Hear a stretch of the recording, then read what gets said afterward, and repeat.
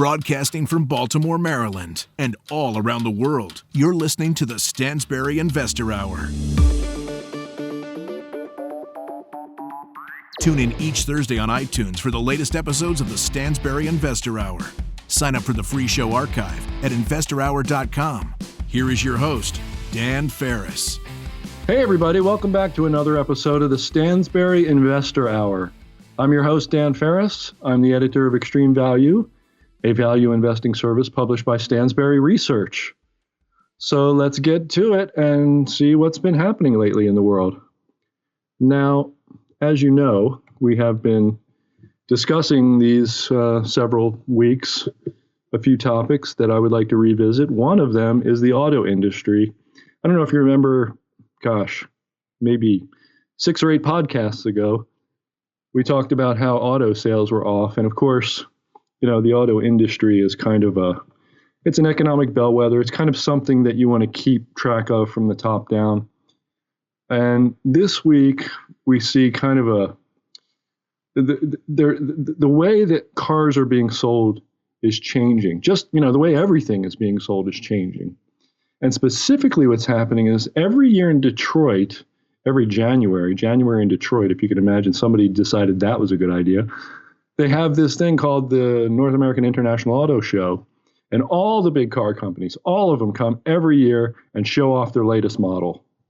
Well, this year, okay, here's the list. Audi, BMW, Mercedes, Volvo, Porsche, Jaguar, Land Rover, Mitsubishi, and Mini are not coming to the Detroit Auto Show this year. Now, part of this might, you know, they think, well, you know, some car companies are choosing to go to the Consumer Electronics Show, which was held recently in Las Vegas. You know, it's more focused on, you know, newfangled electronic and, you know, just technology products, and cars are increasingly going that way. So it makes a little bit of sense. Plus, it's in Las Vegas and it's warm and nice and you can have outdoor demonstrations. So the organizers of the Detroit Auto Show are going to move it from January to June next year. But this one fellow, Jeremy Acevedo, who is a auto industry analyst at Edmunds.com, and you can look up Edmunds on the internet. It's just auto industry analysts. And he says that really the auto show model itself has a finite shelf life and is kind of, you know, getting near its expiration date. And, you know, the way we buy everything is changing. And this is one of the good things about Tesla, which we'll talk about also in just a minute. You know, they have a different model for selling their cars, you know, and they don't have this dealership model where they kind of give somebody a little, you know, kingdom. They don't give somebody the Tesla kingdom in a given area and eliminate competition. They just sell them like you'd sell anything, you know, in strip malls and various places. So, which is good. I mean, that's a net benefit. I don't think Tesla's going to make it as a business, but it's a net benefit for the consumer. And it's more evidence that the way people buy things has just changed permanently. More evidence in that general category. And in the general category, the retail apocalypse, which we keep, you know, kind of revisiting every now and then, is Gymboree, the children's clothing store. They're planning to file bankruptcy soon, within days, maybe this week. And possibly close all 900 stores. 900 stores. Now they have another little business called it's called like Jack and Janie. I think it's like a higher end children's clothing. Not sure what that looks like. I guess people can spend a lot of money on anything, including kids' clothing. They're going to try to sell that before the bankruptcy as part of the process. But, you know, again, at any given time, right, there's a limited amount of economic resources around. And, you know, when more resources and capital go into one thing, there's what they call creative destruction that happens in the old way. So, you know, we're selling more things online. We're selling fewer things in physical stores. And this process of creative destruction continues in the retail world. And, of course, the big story here in retail has been Sears, hasn't it? We've talked about this a bunch of times. And I feel like we've been in the 11th hour of the Sears bankruptcy. You know, will Eddie Lampert save the company question for weeks now. I thought the deadline had come and gone at least once, but finally this morning a deal has been reached, and Lambert's going to buy, I think, about 425 stores will remain open after it's all said and done. And this is it depends on a hearing that'll take place on February the 1st in New York, but the judge at the hearing, he has encouraged Lampert to make an offer and save the company and save jobs and all that. So, maybe the hearing is just sort of an administrative matter at this point. But Sears, they had 700 stores when they declared bankruptcy in October, and then they closed 200 of them, and now they're going to stay in business with maybe 425. So the news is saying this morning. But you know how I feel about this. You know how I feel about Sears. It was always a bad idea to base an investment company like Berkshire Hathaway around a retailer. You just can't do it. The Berkshire Hathaway is based on an insurance company, and that balance sheet has liabilities that are really like assets, right? It's got the insurance float, which is all the money paid in from all the insurance policies that eventually may have to be paid out again one day. So it has to be on the balance sheet as a liability, but it acts like cheap financing. Sometimes if you make money selling insurance, it's like you're being paid to borrow money with all the float. And that is a source of leverage in Berkshire Hathaway. And some people estimate leverage of about 1.6 to 1 over the long term has helped Berkshire Hathaway's returns. Whereas Sears has, at this point, I don't know exactly how much, that's $7 billion of assets in the bankruptcy. And one of the big ones is inventory, which is the opposite, right? It's an asset that acts like a liability because it's just retail inventory. It can go obsolete any minute and have to be marked down 50, 60, 70, 80%. So that model was always doomed. And I said so in Extreme Value back in 2012, and it's just been down, down, down ever since. I think they had like 2,600 stores in 2006. Now they're down to 400. Crazy. And this is all, this, at least the retail stuff, it just feels very fin de siècle, end of the cycle. And I feel like a lot of the news, maybe I just gravitate towards that type of news here on the podcast, but a lot of it has been kind of end of cycle-ish. So, speaking of car companies, as we were a minute ago, of course, we always have to talk about Tesla because it's such a crazy situation. We had a great discussion with Mark Spiegel, a Tesla short, a couple of podcasts ago. We got a lot of good feedback on that, so please visit our archives, investorhour.com, and check that out. Of course, after you listen to this one, right? And so Tesla, one of Mark's big points was that Tesla is facing, among other problems, it's a crazy business, right? It's highly capital intensive. You got to spend a lot of money and invest a lot of capital before you make $1 of sales. Low margins, just really difficult. And on top of that, of course, such businesses tend to be highly, highly competitive. And that was one of Spiegel's big points when he came on the show. He says, the competition is just coming out of the woodwork from real car companies that have been around for decades who know how to make money selling cars, which Tesla does not know how to do yet. And the latest one, of course, Volkswagen announced this week, what they're going to do is invest something like $50 billion. They plan to commit $50 billion, close to $50 billion anyway, through 2023 toward the development and production of electric vehicles and, the kind of the digital services that go with the electric vehicles. And they're going to, spend $800 million to expand one of their U.S. factories in Tennessee, and they're going to produce out of that factory their next generation of electric vehicles. So, VW, Tesla has to compete with VW. It's a little insane. Speaking of Elon Musk ventures like Tesla, SpaceX, that's his rocket ship company. He wants to go to Mars.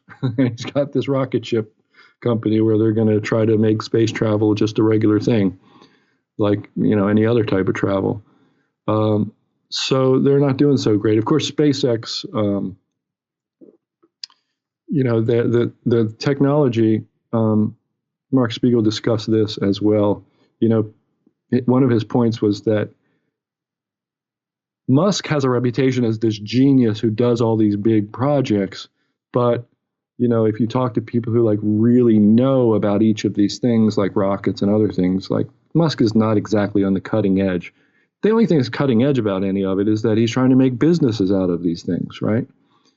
So SpaceX is letting go of around 10% of its workforce, and they had an all hands on meeting on Friday at SpaceX headquarters in Hawthorne, and they're going to restructure. And restructure is always it's a buzzword that means we screwed up, things went against us, we've got to scramble and fix this and try to save it. And part of that is by firing 10% of the employees, and they're going to be left with about 6,400 after they restructure. And again, highly capital intensive business that, you're basically, in a way, you're competing with NASA, but not really. I mean, you're just the technology. NASA's way ahead of you on technology, just put it that way. So, wow, it sounds like all the news is bad. And it's not all bad. It's not all bad. But, there are a few other things that aren't exactly pleasant that I feel like I should address. Now, look, me, I'm not crazy about politics, but I just feel like I should mention sometimes some of the noisier issues, right? I mean, look, this is the investor hour, and it's about investing, so don't worry about that. I'm not going to become political, but I just feel like investors wonder about the noisier political issues. And two of them right now, the two kind of noisiest ones to me, the first one is Brexit, right? So Theresa May's bid to kind of work out a deal to separate the UK from the European Union failed, and it's alleged that she's facing a vote of no confidence. And the speculation in the news is that this, if it's what they call a hard Brexit and no deal is worked out to make this transition smooth, that millions of people, a million people will lose their jobs, and it'll be absolutely a disaster for the UK economy. You'll never hear me say that I know that is the case, okay? One way or the other. And that is my point. I think when you tune into the news, they need to keep you tuned in so they can sell you things in between news on the commercials. So they're going to try to make it as exciting as possible. And exciting usually means dire. It usually means, oh, it's an emergency, it's a crisis. We don't, things are going to be terrible. Things could be terrible. And things could be. I don't know exactly how it's going to turn out. And I think anybody who does think they know how it's going to turn out is probably wrong, right? You don't know the future. And here's the thing. I liken this to certain financial events, and I could be wrong in that, but I liken it to things like, the 2008 crisis. Right? The talk back then was if the government didn't step in and fix everything and, make a deal with all the banks and all this stuff, that it would have been the Great Depression 2.0 and things would have been much worse than they actually have been since then. I don't know that is the case. And in fact, we know that when you refuse to sort of let the market work these things out, you create more problems. In fact, you could even argue that you create more problems than you solve. What you do is you solve short-term problems and you create larger long-term ones. And long-term doesn't last forever. And that's sort of how I feel about Brexit. Maybe there will be a so-called hard Brexit. Maybe there will be some unemployment resulting from that, right? If you're not allowed to trade with another country anymore, if there's some stupid law in place that says, now that you're not part of the European Union, you can't do trade with companies in Europe anymore, you may have to lay off some workers. I mean, that's a travesty. I think that's a sign that government is too deeply involved in all of the commerce between these entities, between these areas, these geographical areas, and not that there's too little. And I think if there's less, there is short-term pain and long-term gain. And, I feel the same way about the other noisy political issue, which is alleged to, be a potentially big economic problem, which is the border wall. I'm so tired of hearing about this. Look, it's real simple. Without a giant welfare state, you don't need to protect your borders that way, right? And without drug prohibition, you don't need to worry about your borders in the same way that we worry about them now. So again, is there too much government involved in these things or too little? That's that, and I'm leaving you with the question. Okay, I'm not going to say that I know how it works out. I mean, there are real costs to these things. They're right now the government is in a shutdown, and for example, like the Delta CEO of Delta Airlines, right? Biggest airline in the world by market cap and total assets, if I'm not very much mistaken. And they say that the government shutdown is going to cost them $25 million this month. $25 million in revenue due to, the partial government shutdown. Longest ever government shutdown, 800,000 federal workers furloughed or working without pay. So look, I'm not saying there aren't real economic consequences and then in turn real consequences for investors from these things. But just as a general principle, we sure do interfere a great deal with commerce around the world. And we tend to blame it on we blame it on capitalism. We don't blame it on government often enough, in my opinion. I think healthcare is exactly the same way. When there are 16, or I forget what the number is now, but at one point it was 16 administrative people involved in every transaction between you and your doctor, that's a problem. That's why it's so expensive. And it got that way, over time. There were things like, in World War II, labor was scarce, men were fighting in wars, so there was less labor here at home. And there were wage controls, so you couldn't offer to pay people more. So what did you do? Well, you offered to give them health care. And that is one way that got started as just a normal thing that employers do. And that you needed to offer more and more benefits over time to stay competitive because people expected it. And now you've got 16 administrators involved in every single transaction between you and your doctor, and people wondering about the high cost of healthcare.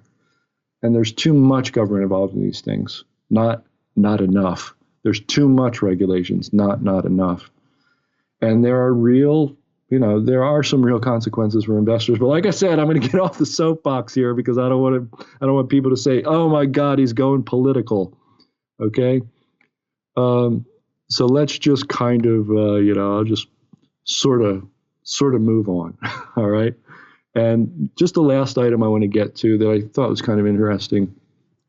Airbnb says it's been profitable for 2 years straight as they head into their upcoming IPO. This is some good news if you like Airbnb. They expect to hit 500 million guest arrivals by the end of the first quarter of this year. So that'd be 100 million new guest arrivals at Airbnb properties since the last time they published that total in August of 2018. And I know a fellow who is traveling around the world throughout Asia and Africa with his family. And he's publishing things on Instagram and so forth. And he published this photograph of him and his family in this gorgeous, well-appointed sitting room in an Airbnb in Egypt. And it was like $35 a night. And it came with this gorgeous, I think it was like a lunch spread or something, or breakfast. And, he said the food was fresh and delicious and the place was gorgeous, had bedrooms and a big sitting room that they all took this photograph in. So the news isn't all bad. And they're one of several, so-called unicorn businesses, right? Private, usually technology startups, gearing up for this one is actually gearing up for a public debut, for a public offering. I'm not saying it's a great business and that I would invest in it, but I'm just trying to give you guys some good news because we had so much bad news. There's some good news there. All right, I'm very excited about this week's guest. His name is Aaron Adelheit. Aaron is the CEO and founder of Mindset Capital. That's a private investment firm. And after being one of its first investors, Aaron was also the chief strategy officer of Flow Technologies, and he helped the company grow from pre-revenue startup to raising $28 million and launching in over 500 Home Depot stores. In his previous role as CEO of the American Home, Aaron founded and grew a company from 16 rental homes to one that owned 2,500 single-family rental homes. And it was sold in April 2015 for $263 million to a publicly traded real estate investment trust. Aaron also founded and ran a successful money management firm, Sabre Value Management, from 1998 to 2011. In 2018, Idea Press published Aaron's first book, The Hard Break, The Case for a 24/6 Lifestyle. The book makes the case for taking one day a week off from work, email, and smartphones for a more productive, healthier, happier, more creative life. And Aaron's been featured and quoted in all the big publications, Wall Street Journal, New York Times, Bloomberg, CNBC, among others. He's given lectures on business and entrepreneurship in the U.S., Canada, and South Africa. Welcome, Aaron Adelheit. Thank you for being here, sir. Thank you so much for having me. So, Aaron, I'd like to talk about your book first, and then maybe we'll talk about, whatever investment ideas are on your mind these days. And I encourage everyone listening to read Aaron's book, The Hard Break. I read it, loved it, underlined it, read it again. And Aaron, I wonder if we could just start at the beginning. In the beginning of the book, you talked about a really difficult time in your life. And I wonder if you could just talk about that a little bit and what prompted you ultimately to write this book. Yeah, well, so thank you so much, and thank you for having me on the show. I appreciate it. And so I'm a workaholic, and I'm driven in ways that I'm not sure that I fully understand. And with today's technology and the information flow and the access to information, someone like me who's a workaholic, work is infinite.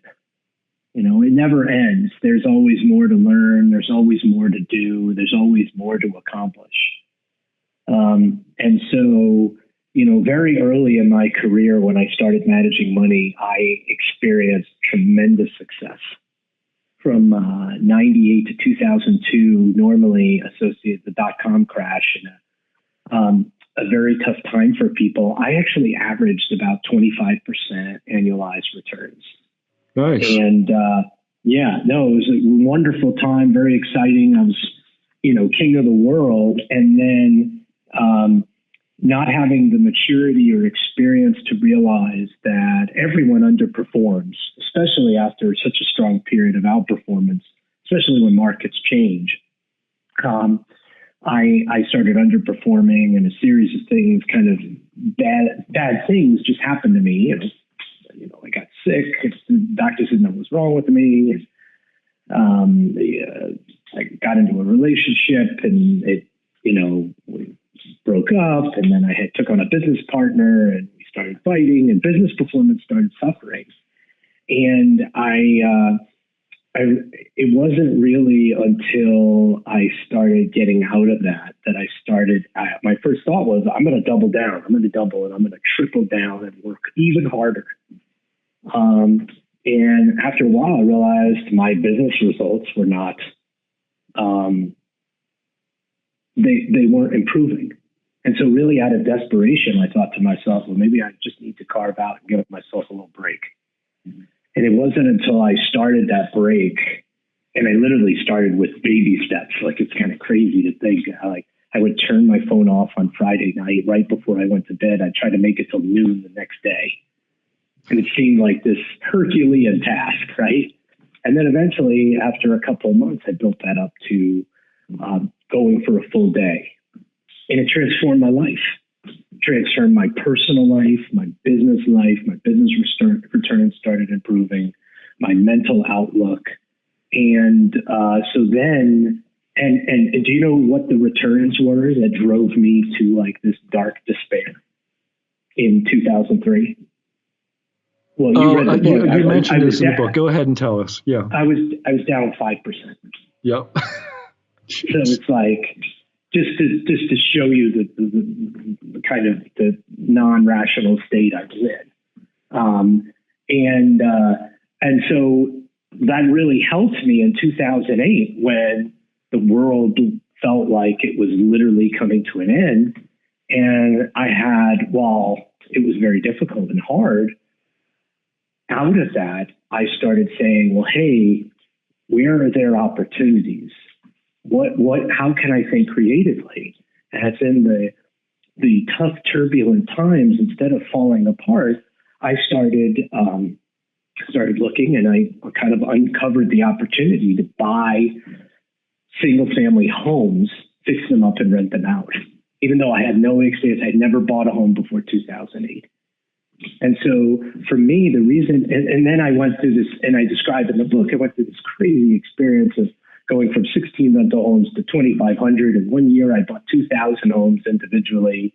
We went up and down and had to, like, you know, the story. And when we finally sold the company, and I looked back and I said to myself, one, there is no way I could have survived this experience if I didn't take a day off. If I didn't, and if I wasn't able to process, not be CEO Aaron, but just be Aaron and breathe 1 day a week. And I saw all this work behavior inside the company, around the company, that was both good and bad, and a lot of pain and suffering from this belief that you need to kill yourself, that you need to burn yourself out. And I was reading a lot of stuff out there, especially in startup culture and entrepreneurs in Wall Street, that you need to work 24 hours a day, 7 days a week. And this is the price you have to pay for success. And I said, no, that's actually not the price you have to pay for success. And I spent 3.5 years researching and interviewing, some of the, incredible companies and executives and people out there that actually attribute their success to not going down that path. Companies like Chick-fil-A, which is closed every Sunday, to venture capitalist Brad Feld, who takes a digital Sabbath. And there's 200 footnotes in the book. I actually had to remove dozens of them from all the studies and research that shows that the way that we're interacting with technology and working is not beneficial in any way. I was fascinated, Aaron, by all of the little details that you put in there about various studies. I totally agree. It's one of the wonderful aspects of the book. For example, if you don't mind us kind of discussing one of them, this thing called the Zeigarnik effect. Yes. So this is the tendency to dwell upon and refuse to let go of any task that has not been finished. And Zeigarnik was someone who did some research and found out that people were twice as likely to remember uncompleted tasks as completed ones. And I identified with that right away. And it's part of, it seems like the electronic culture that you described, the always-on culture, feeds that, turns that into a gigantic problem. Does it not? You're exactly right. And this is the problem. Modern work life is a giant Zeigarnik effect. Yeah. It's from Bluma Zeigarnik, a Soviet psychologist who noticed that waiters could immediately remember unfinished orders, but had trouble remembering completed orders in a restaurant. And it's been duplicated a number of times.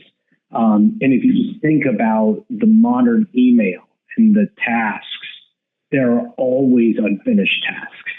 So this is part of that lure of technology of email, of notifications, that there's constantly someone to reach out to respond to, something to do. And that's why you're always on the phone. And that's why it's so exhausting. But what they found is that one of the ways to kind of guard against the Zeigarnik effect is one way is just to write down what you have to do.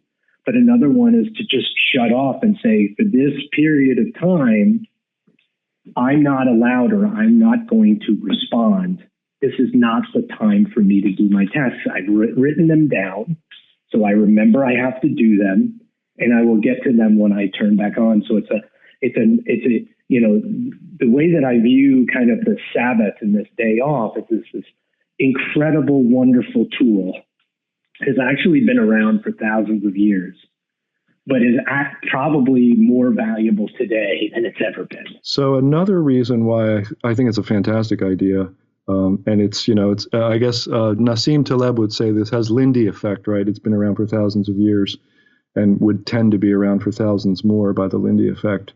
But human nature, as you sort of point out in the book, I think I took this one passage that way, human nature kind of, we need a Sabbath or some kind of hard break because human nature sort of works against us, and all the self-helpers and the advice books, as you point out in the book, they kind of boil down to like not only to working hard and telling you to work harder, but showing other people that you work harder. So there's this kind of social proof in it, that's it's insidious, isn't it? I mean, that's exactly how you know that something is wrong when it's more about, and this is what I found in my own experience, is a lot of the work hours, a lot of the behaviors have nothing to do with productivity, have nothing to do with great output, creative output. It's about signaling to others your dedication to the organization, signaling how you're more virtuous because you're willing to sacrifice. And what we should care about today is outcome. We shouldn't care about, the struggle to get there in the sense that, signaling to others that you are really, really grinding hard.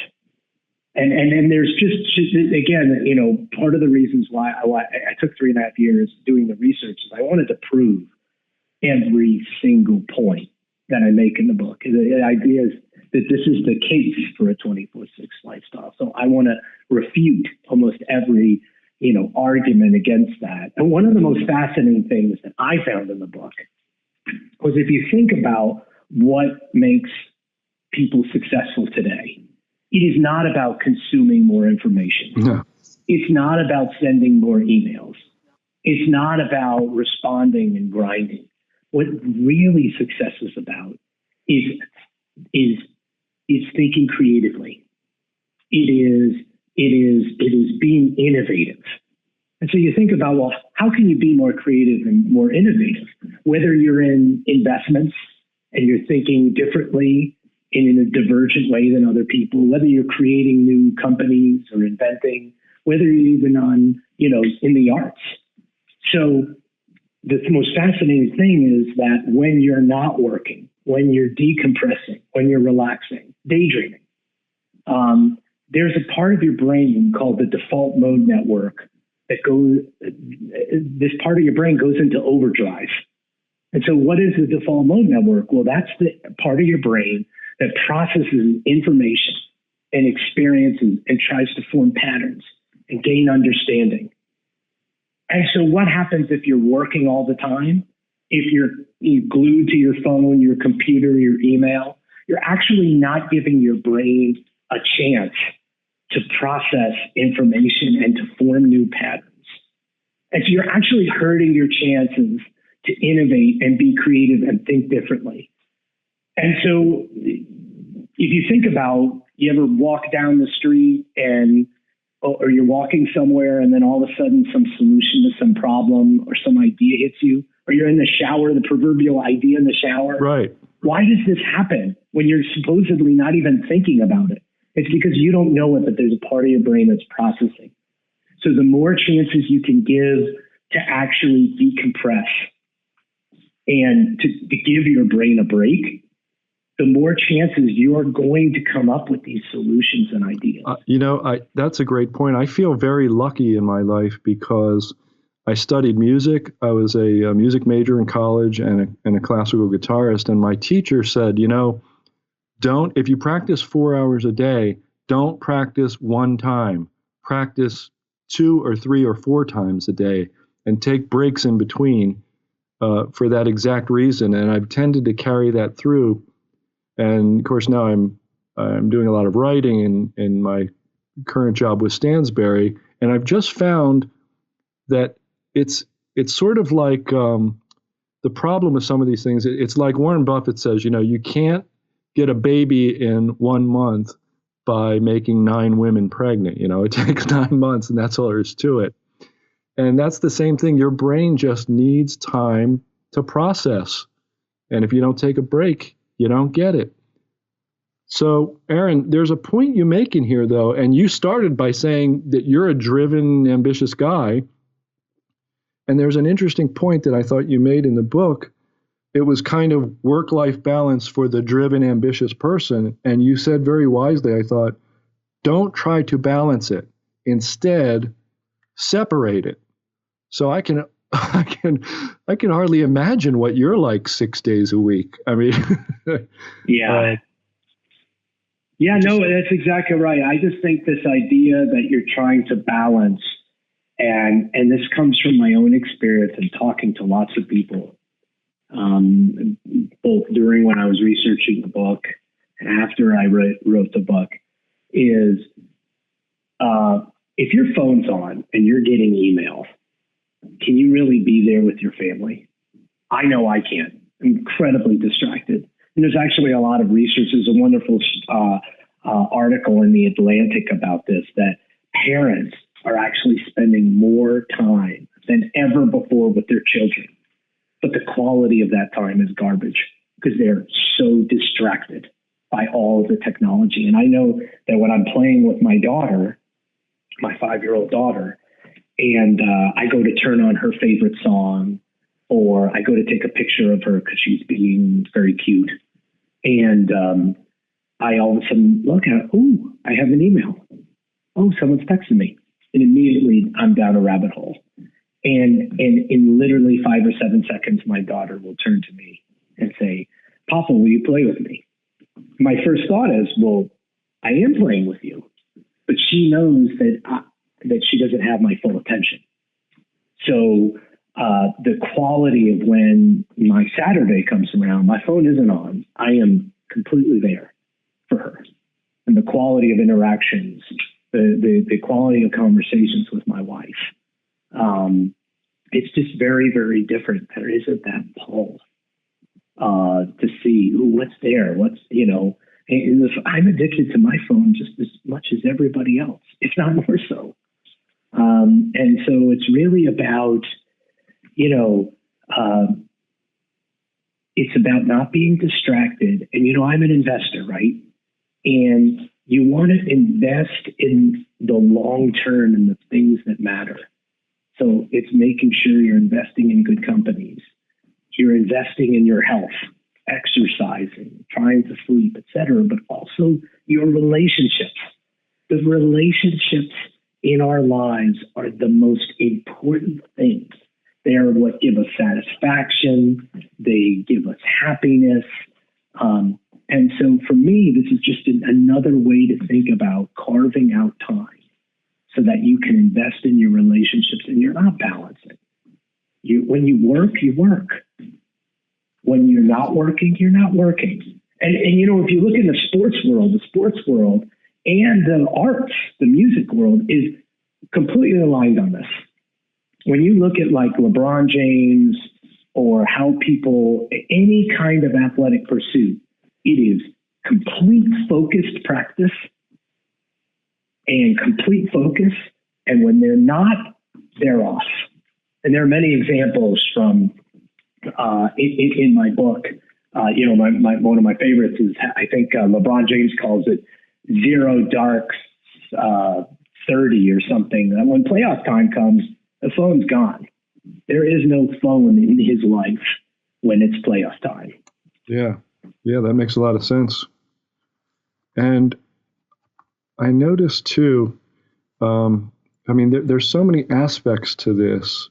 You talk about in the book, like just sort of overall benefits in your life and health, and the studies, like, I could spend an hour, it looks like, just quoting all of the studies about the toll that, overwork takes on your health and family and the benefits you get from taking a break.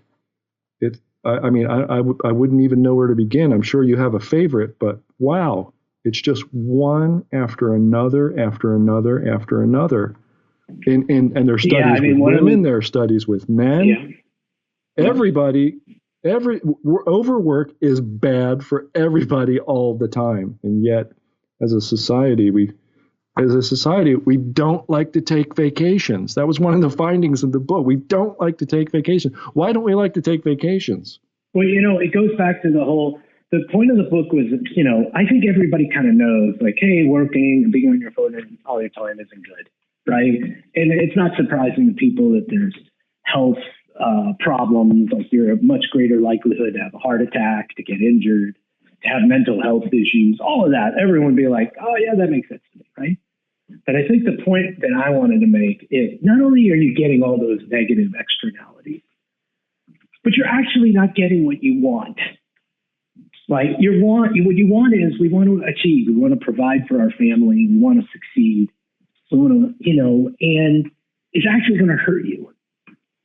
That was the point. And so you mentioned vacation, about not taking vacation. So, there's all these studies that, just how good vacation is for you. And then we're reading in the Wall Street Journal stuff like workcations. I'm just like, no. And it goes back to the whole creativity and innovation piece. Like literally one of the best, most imaginative, most innovative Broadway plays, musicals to come out in decades. Hamilton. How was it created? How was it founded? Well, it was only when Lin-Manuel Miranda decided to go on vacation, and he was going through the airport bookstore and picked up Ron Chernow's Hamilton book. And it was when he was on vacation reading this massive book that he started thinking and saying, whoa, and you think about who would come up with, I'm going to come up with a musical about the Treasury Secretary, and I'm going to have a multiracial cast rapping. Like, you have to be crazy to think of that. Yeah, if he had pitched that to me, I would have said, no, thank you, next. Yeah, you're like, wait, what? So this is the whole point, is that if you want to really, really think differently and really achieve, but then there's the whole productivity. There's decades of research that shows that once you work past 55 hours a week, it's garbage. There's no difference in productivity. And once you work past 70 hours a week, for a couple of weeks, your productivity starts to plunge until a couple of months. You become less productive than 40 hours. A person working 40 hours a week, you're more likely to get sick. You're going to make mistakes. You're just going to really struggle. We all kind of intuitively know this. One of the reasons I think people do this, or one of the ways they justify it, not the reason, one of the ways they justify this is, we all have heroes, right? And, we point to people like, Warren Buffett. Everybody, he famously kind of works constantly and says he's tap dancing to work, and it's a lot of fun. And just any creative person that you could name, even, like Leonardo da Vinci or Steve Jobs or any of these guys in history who have done something remarkable. Well, da Vinci is a great example, actually. There's a part in my book how his patron is quoted as, yelling at him, "Get back to work. Why is it taking you so long to finish what I paid for?" And Da Vinci said, "Hey, sometimes I have to go for a walk and I need time off." I'm paraphrasing. But the teacher was super upset with him because he was taking so long creating the Last Supper. Now, look back in time, literally one of the great masterpieces of all of humanity. And the guy who commissioned it has said, why aren't you working harder? Do we care how the work habits of Da Vinci? Or do we care that literally he created a masterpiece? Yeah, well, you sort of beat me to the punch. That's where I was headed. I mean, Jobs took off and went on extended vacations with his kids and all of that. And they couldn't be who they were without taking a break, I guess. Yeah, but then there are other examples. I don't know if it's related or whatever, but we put on pedestals these people like Elon Musk and Jeff Bezos. And this is another reason I wrote the book. And these people are truly exceptional people, right? They were big outliers. Right. And they work and their dedication to their companies. And we see this. And I highlight a number of examples of people like that. But look at their personal lives.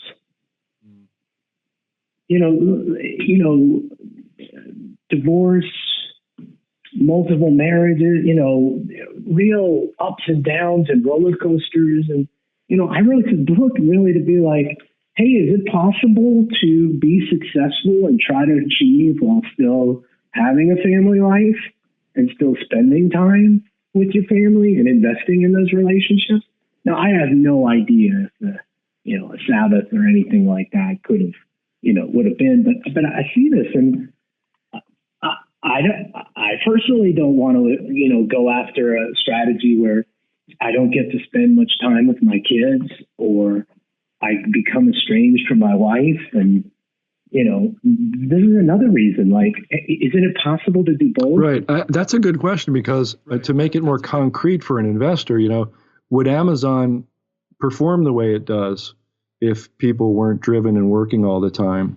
Or would it be even better if they, kind of instituted a hard brake policy company-wide? Well, look, I don't know. Because you gave numerous examples of people who were working for companies. There's the Facebook guy, he says, he wish he had slept more hours and exercised. He doesn't wish he had worked harder.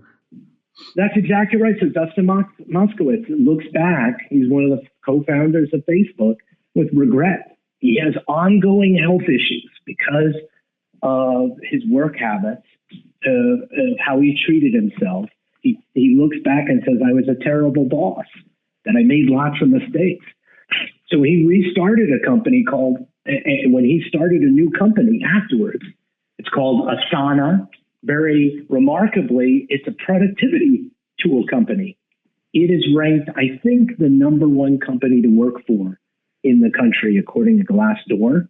Number one or number two. And the work rules, and you're done at like 5. Like, it's a very different company, and it's being very successful. I think he just raised money at a $3 or $4 billion valuation. So he's showing that you can be successful in a company. You can do well by not grinding people into the ground, by not grinding yourself into the ground. I'm glad to hear that. I'm sure everyone is.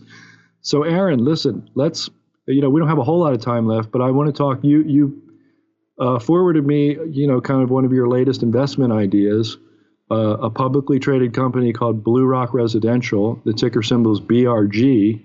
And, we've got 5 minutes or so here. I wonder if you could just tell us a little bit about it. So what's really interesting is, I stopped managing money in 2011. And what's really interesting about Blue Rock Residential is that I think it's an example. One, there's research out there. I think O'Shaughnessy Asset Management put out research that the REIT market, real estate investment trust market, is very inefficient. And it's driven in ways that creates a lot of opportunity for inefficiency. And so what was really interesting is last year, in October, someone filed a 13D. And you file a 13D when you acquire more than 5% of a company's stock and you mean to kind of agitate for change. And the company filed a 13D, and in very vague language said, hey, the company is being operated right. And, oh, yeah, we offered a substantial premium to buy the company and we were rejected. And then we increased our offer and we offered again and it was rejected. So we pulled our offer and we think the company should be sold. And that was it. There were no articles. There were no research reports. And very remarkably, the stock was kind of flat for a couple of months. It went up and down. It went down initially. And I looked at it and I couldn't believe. And I know that we're seeing that the market's becoming more automated, more quantitatively invested, more ETF related. And I realized that none of these computers, none of these automated strategies are reading 13Ds. And so it actually makes me very bullish that you have a lot of fund flow driven investment. And compared to maybe, 7, 8, 10 years ago, where you had a lot of people focused on companies like this, and you wouldn't have this just kind of ignored. And so what's happening right now, what I believe what's happening with Blue Rock Residential is you have a company that owns apartments, pretty boring business in places like Austin, Texas, Orlando, Florida, Atlanta, Georgia, Charlotte, North Carolina, all very fast growing, demographically driven markets that are going to be attractive for a while. And you have another, someone who now is in the stock who wants to buy them. The company pays approximately like a 6.4% dividend. And basically the idea is while this plays out, and I don't know how it's going to play out, but I believe the company's in play. And while this works itself out, you get to clip dividends, a pretty significant dividend in a relatively safe company. And so it's a small cap. So, and also know I own it. So I'm talking my own book. But what I like about it is that I get to sit and eat popcorn, clipping dividends while I wait to see what this company that is trying to buy the company does. Right. And the stock's around $10.20 today. And you're guessing, it looks like in the report that you sent me, you were having to guess at the buyout offers and you guessed $11.50 and $12 per share. So pretty good premium to where we are now. Why did you have to guess? Well, because they didn't put the numbers in the 13D. They just said we offered a substantial premium to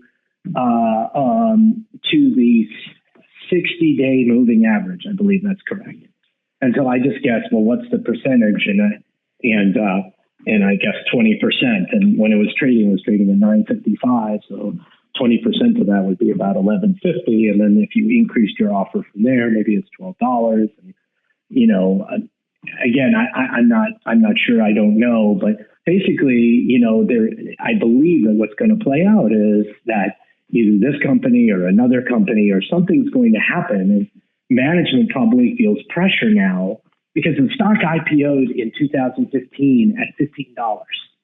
So it's been a disappointing investment if you've been part of this since the beginning. And so, this is a pretty opportune time. So management is probably going to start doing some shareholder-friendly actions as well to respond to this, to a buyer trying to come in and agitate for change or buy the company.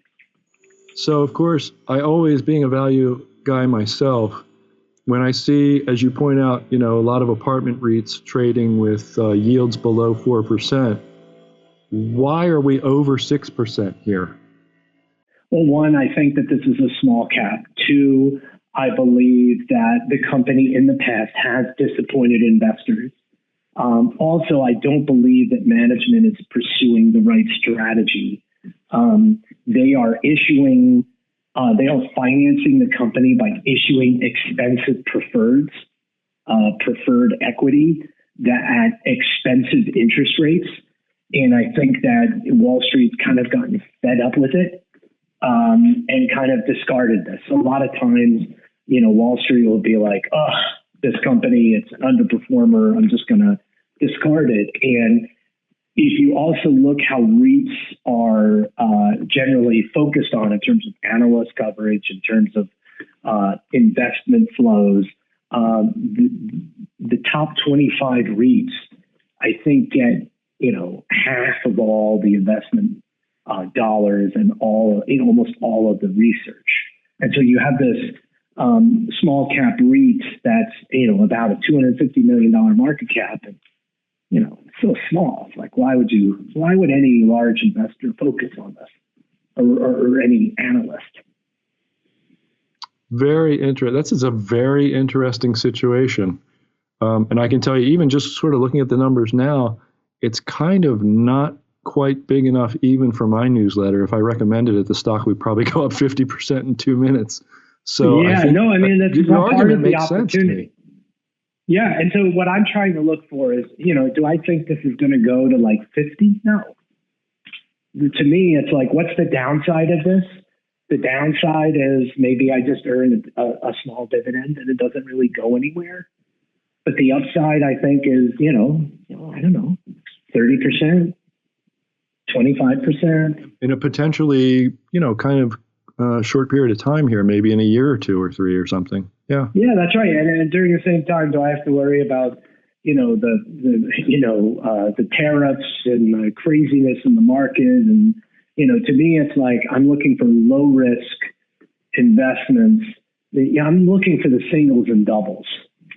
This is not like a home run or grand slam. This is something that I can invest in, feel confident in, and and won't. This isn't the wild ride that a lot of the market's been on the last couple of months.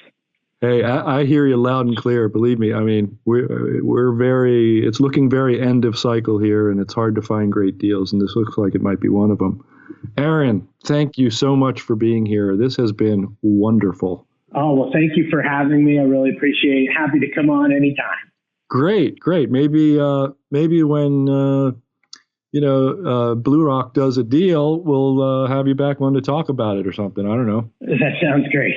All right. Thanks a lot, Aaron. Hopefully we'll be talking to you real soon. Sounds great. Thank you. Okay. It is time for the mailbag once again. And remember, your feedback is important to the success of this show. And you can email us with any questions or comments that you have at feedback@investorhour.com. We read them all and we try to respond to every single one, even the hurtful ones. So we have actually 3 bits of mailbag today. And let's start with the first one, which is from Jason L. Jason L. says, just wanted to let you guys know I have really enjoyed the recent podcast with Dan Ferris. I'd heard a few interviews with Dan before the recent string of podcasts, and I always thought he was just a really negative guy who had a bad outlook on everything. But now that I've heard him on the podcast for several weeks in a row, I realize that he's just really committed to value investing. It's a good reminder that one of the strengths of Stansberry research is that there are so many analysts that have different views on the current state of the market and the best way to invest over time. Thanks for everything you do. Thank you, Jason L. I have to address this idea of being a really negative guy who has a bad outlook on everything. I promise you, Jason, that if you actually knew me, you wouldn't think that. And I don't know where this idea came from, frankly. It's, folks at Stansberry sometimes call me a curmudgeon or something, but I don't know. I don't see it. I think I'm a pretty kind of upbeat guy. I mean, you got to pay attention to risks in investing. And this email is part of the reason why I was trying to deliver some good news. And we talked about Airbnb, whatever that might have meant to you earlier in the program. But, I hear you, Jason, and I should acknowledge that Jason now realizes that I'm not a guy with a bad outlook. So thank you for that, Jason. Okay, here's one from Andy G. Andy G says, Dan, Just wanted to send you a note and thank you for the recent podcast episode with Shane Parrish. That was one of the best conversations that I've heard on any podcast. I find the podcast series very interesting and helpful, and really enjoy when you introduce listeners to new people and ideas like those that Shane discusses with Farnham Street. That's Shane's website. Excellent job, and thank you again for the work you do on the podcast. Boy, there's lots of good stuff in the mail today. You are quite welcome, Andy G. We're happy to do it, and I totally agree. I could have kept Shane Parrish on the phone for hours.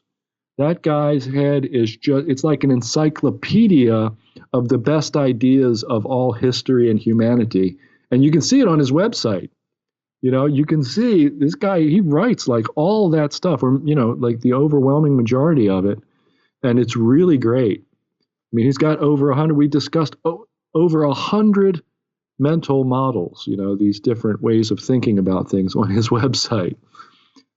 Just really an amazing guy. I totally agree. That was last week's episode. And by all means, I strongly encourage everyone to listen into that one. All right, one more.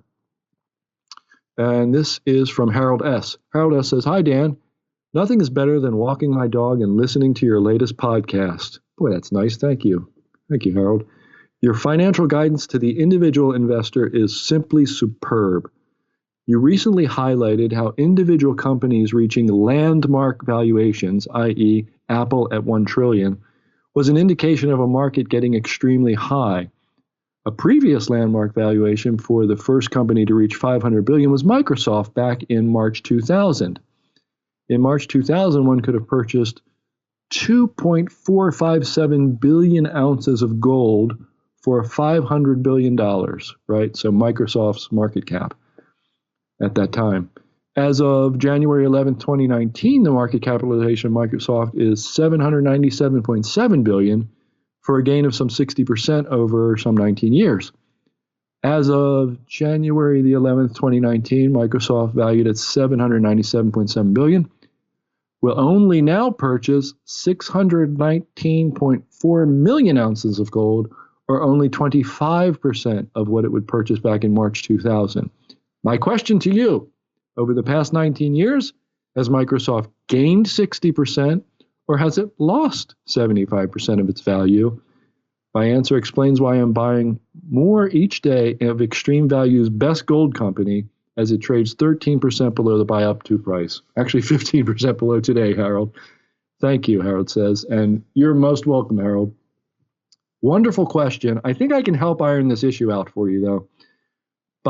You're trying to value Microsoft in gold or gold in Microsoft shares, either way. But what you're really doing is expressing gold in dollars. That's all that's happening here. The price of gold in dollars changed over that time. And this change in the value of Microsoft, I promise you, Microsoft is a better business today than it was in 2000. It's got a wider moat. It's a better business. It's a cash gushing. It's one of the greatest businesses that's ever been created. There are well over 1 billion users of Microsoft Office in the world. And, they have no reason to ever do anything different. Whether it's on their phone or on their laptop or wherever it is, those products are embedded in our working lives. So the intrinsic value of Microsoft has risen substantially, I'd say, and it is a great business. And so the intrinsic value is one thing. The price of gold in dollars is a separate thing. So we don't want to make the mistake of going from the price of gold in dollars through to the intrinsic value of Microsoft, which has certainly not lost any of its value in the time frame that you describe.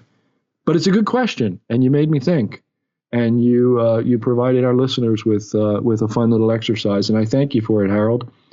And that's another podcast, folks. We love doing this every week. This is like one of the best gigs I've ever had in my life, and I hope you'll just keep tuning in. So be sure to check out our recently revamped website, where you can listen to all of our episodes and see transcripts from the shows. And you can enter your email to make sure you get all the latest updates. Just go to that same address, www.investorhour.com. Well, that's it for this week. Love us, hate us, just don't ignore us. And thanks for listening, and I will talk to you all next week. Bye-bye. Thank you for listening to the Stansberry Investor Hour. To access today's notes and receive notice of upcoming episodes, go to investorhour.com and enter your email. Have a question for Dan? Send him an email at feedback@investorhour.com. This broadcast is provided for entertainment purposes only and should not be considered personalized investment advice. Trading stocks and all other financial instruments involves risk. You should not make any investment decision based solely on what you hear. Stansberry Investor Hour is produced by Stansberry Research and is copyrighted by the Stansberry Radio Network.